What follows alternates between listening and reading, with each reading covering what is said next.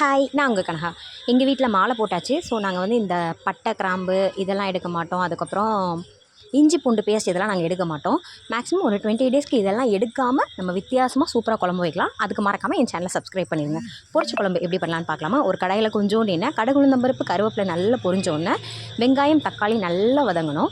இந்த டைமிங்கில் உருளைக்கிழங்கு, முருங்கைக்காவை அப்படியே அதில் போட்டுங்க. மூடி வச்சு நல்லா வேக வைங்க.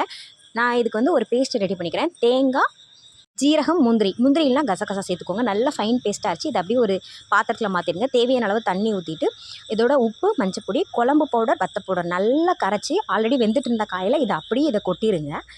நல்லா கொதிக்கணும். இந்த டைமிங்கில் உப்பு காரமாக செக் பண்ணி பார்த்துக்கோங்க. இந்த குழம்புக்கு மெயினாக பருப்பு தேவையில்லை, புளி தேவையில்லை.